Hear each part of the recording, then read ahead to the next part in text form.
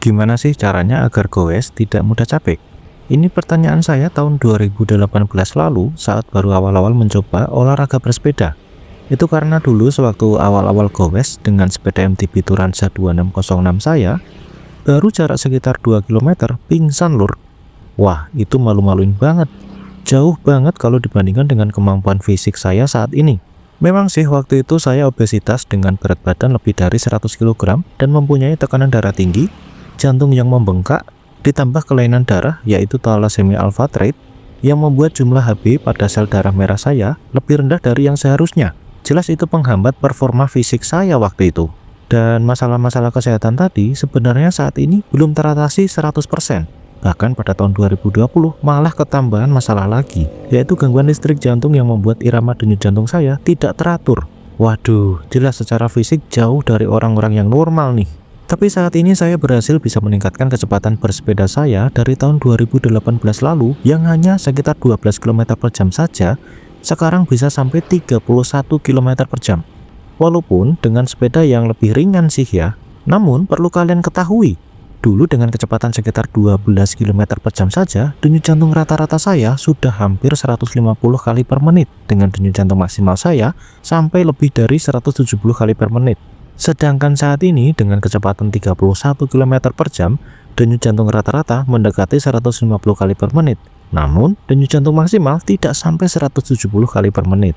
Bahkan jika saya lebih ketat lagi dengan membatasi denyut jantung rata-rata sekitar 120 kali per menit, dengan denyut jantung maksimal tidak sampai 140 kali per menit pun, saya bisa mendapatkan kecepatan rata-rata lebih dari 27 km per jam, dengan jarak yang lebih jauh, dengan jalan yang lebih naik turun atau rolling, dan tanpa merasa kelelahan sama sekali.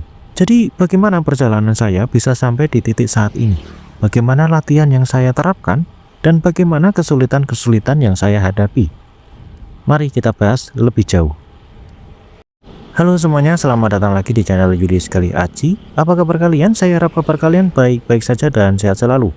Setelah saya terdiagnosis tekanan darah tinggi atau hipertensi pada tahun 2018 lalu, saya mencoba menurunkannya dengan mengubah gaya hidup buruk saya, yaitu berhenti merokok, lalu mengurangi garam, dan mulai membatasi intake kalori, serta memulai olahraga bersepeda.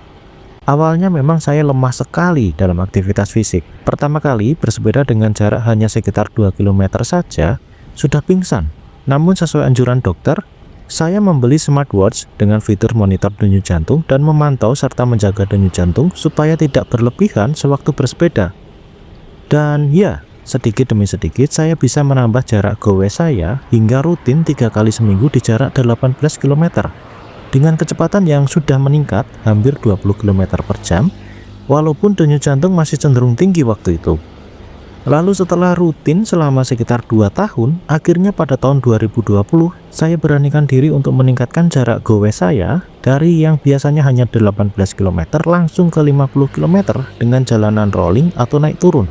Disinilah awal mula munculnya masalah listrik jantung saya yang menyebabkan denyut jantung tidak teratur. Dari catatan aplikasi Huawei Health, kejadian ini terjadi pada 9 Juni tahun 2020, di mana kecepatan goes saya hanya 17 km per jam, tapi dengan denyut jantung rata-rata 147 kali per menit dan denyut jantung maksimal 175 kali per menit. Setelah 2 hari istirahat, namun masih merasakan tidak nyaman pada dada akibat denyut jantung yang tidak teratur dan seperti loncat-loncat, akhirnya saya periksa ke kardiologis untuk asesmen USG jantung atau echo, serta stress test atau treadmill. Hasilnya bikin kaget saya waktu itu. Apalagi saya orang kesehatan yang jelas tahu hasil tersebut tidak baik untuk masa depan saya. Dari hasil echo atau USG jantung, tampak dinding jantung saya menebal. Dan dengan hasil stress test atau treadmill, ditemukan denyut jantung maksimal saya hanya 169 kali per menit. Sebelum akhirnya terjadi respon iskemik atau sel otot jantung kekurangan oksigen. Nah, padahal pada sesi goes 50 km sebelumnya, denyut jantung maksimal saya melampaui maks HR 169 kali per menit tersebut dengan durasi yang tidak sebentar. Waduh, nyesel sekali saya, karena setelah sesi goes tersebut, selain perasaan tidak nyaman di dada, saya juga merasakan performa bersepeda saya turun banyak sekali, hampir kembali ke seperti awal-awal bersepeda dulu. Kecewa, marah, dan sedih tentunya. Usaha saya untuk semakin sehat malah membawa saya semakin terjun ke jurang pesakitan. Namun apakah saya menyerah? Tentu tidak. Saya ikuti anjuran kardiologis atau dokter spesialis jantung dan pembuluh darah, yaitu berolahraga dengan intensitas moderate, pelajari zona denyut jantung, lalu perhitungan denyut jantung maksimal dibatasi sesuai hasil stress test atau tes treadmill yang nantinya akan dievaluasi tiap 3 bulan sekali. Jadi bukan lagi 220 dikurangi usia. Selain itu, saya juga harus rutin kontrol untuk dilakukan eko setiap bulannya. Saya diresepkan obat antihipertensi dan obat untuk aritmia atau gangguan irama jantung juga, yaitu bisoprolol, lisinopril, dan kandisartan. Sayangnya efek samping obat bisoprolol ini saya rasakan mengganggu sekali karena denyut jantung saya jauh lebih rendah dari biasanya. Bahkan saat olahraga saya rasakan nafas terengah-engah, namun denyut jantung masih rendah. Rasanya beberapa kali seperti mau pingsan, karena tubuh itu butuh oksigen serta nutrisi dalam darah segar sebagai energi. Namun jantung terlalu lambat dalam memompa darah. Jadi saya hanya konsumsi bisoprolol ini jika muncul gangguan irama jantung yang sangat mengganggu saja, dan menghindari olahraga saat mengonsumsi obat ini. Sampai akhirnya saya bisa bebas dari obat ini setahun kemudian atau pada tahun 2021.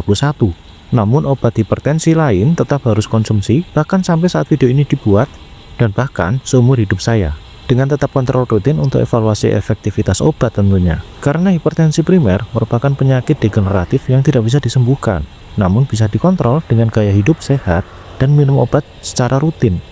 Dari tahun 2020 hingga tahun 2022 atau selama 2 tahun saya menjalani terapi, lalu kontrol rutin, serta membatasi intensitas bersepeda saya hanya pada zona 1 hingga zona 2 MHR. Akhirnya otot jantung saya yang menebal mulai membaik. Gangguan irama jantung sudah jarang sekali muncul, tekanan darah saya juga terkontrol, dan denyut jantung maksimal saya sudah meningkat mendekati angka 180 kali per menit. Saya lupa angka pastinya waktu itu. Dan akhirnya pada tahun 2022 saya berkenalan dengan metode latihan yang menurut saya sangat ampuh membawa saya ke titik saat ini, yaitu MAF Training. Metode ini adalah dengan cara bersepeda pada denyut jantung 180 dikurangi usia. Atau waktu itu denyut jantung MAF Training saya 152 kali per menit. Namun karena saya ada masalah kesehatan jantung, maka saya kurangi 10 menjadi 142 kali per menit selama sekitar 3 bulan, dan setelahnya saya kembali lagi ke 152 kali per menit. Untuk MAF Training ini saya targetkan denyut jantung rata-rata mendekati angka MAF HR tersebut, namun tidak melebihinya. Memang ribet, namun setelah rutin melakukan MAF Training, belum ada 1 tahun saya sudah merasakan dampak positifnya, yaitu kecepatan goes saya meningkat dari yang biasanya hanya 20 hingga 22 km per jam bisa menjadi 24 hingga 25 km per jam. Bahkan pada tahun 2024 awal sudah mulai bisa melebihi 25 km per jam dengan sepeda gravel yang berat. Jadi pada tahun 2024 karena saya sudah mendapatkan manfaat dari MAF Training serta kondisi fisik saya sudah jauh lebih baik, kemudian hasil stress test atau treadmill terakhir denyut jantung maksimal saya 191 kali per menit, sedikit lebih tinggi jika dibandingkan dengan menggunakan rumus 220 dikurangi usia, yaitu 189 kali per menit. Dengan semua hasil tersebut, maka saya coba untuk bermain dengan high intensity. Namun dengan target denyut jantung, saya batasi kurang dari 175 kali per menit atau tidak sampai di zona 5. Realisasinya sih max HR saya berada pada 166 sampai 169 kali per menit. Dan setelah rutin seminggu sekali melakukan high intensity selama beberapa bulan terakhir, akhirnya kecepatan bersepeda saya bisa meningkat bahkan lebih dari 30 km per jam dengan denyut jantung yang masih sama seperti sewaktu kecepatan goes saya 12 hingga 17 km per jam beberapa tahun yang lalu. Pada tahun 2025 ini, kecepatan goes saya meningkat di angka 29 hingga 31 km per jam dengan menggunakan sepeda United Philip 700 beratnya 10,4 kg. Saat ini saya masih obesitas dengan berat badan masih di atas 85 kg dan nilai BMI 30 hingga 31. Denyut jantung yang tidak teratur masih beberapa kali muncul, namun saya rasakan sama sekali tidak mengganggu, tidak seperti tahun 2020 hingga tahun 2021 lalu. Kemudian kadar Hb dalam darah saya masih tetap di angka 11 hingga 12 gram per desiliter, yang harusnya di atas 13. Ya iya sih, karena alpha thalassemia trait ini memang kelainan genetik yang tidak bisa diubah ataupun diperbaiki dan tidak bisa disembuhkan juga. Jadi teman-teman, jika berat badan kalian termasuk ideal, tidak obesitas, lalu kalian tidak mempunyai masalah kesehatan jantung, tekanan darah kalian juga normal, dan kadar Hb dalam darah kalian normal, bahkan di atas 13 gram per desiliter, maka dengan latihan yang tepat dan rutin, Saya yakin kalian bisa melampaui apa yang bisa saya capai saat ini. Lalu untuk kalian yang mempunyai salah satu atau lebih masalah kesehatan seperti yang saya alami, kalian jangan berkecil hati. Berkonsultasilah dengan dokter yang kompeten, lalu rutin berlatih sesuai anjuran dokter, maka bukan hal yang mustahil kalian bisa sama seperti saya, atau bahkan mengungguli kemampuan fisik saya saat ini. Pesan saya untuk kalian semua yang menonton video ini, jangan asal ngebut, tapi lihat dulu fisik kalian, sebenarnya layak atau tidak. Jangan sampai hanya mengikuti ego atau ambisi pribadi, atau sekedar mengekor teman yang kencang, tapi beberapa tahun kemudian terlambat disadari dan mengalami masalah kesehatan yang irreversible atau tidak bisa disembuhkan lagi. Oke teman-teman, saya rasa cukup untuk video kali ini. Semoga bermanfaat atau minimal bisa memberikan sepercik semangat untuk kalian. Jika kalian menemukan video ini menarik, maka tekan tombol suka dan bagikan video ini ke teman-teman kalian, saudara, atau siapapun yang membutuhkan. Saya Aji, sampai jumpa lagi di video saya selanjutnya. Salam sehat, salam goes, tetap semangat.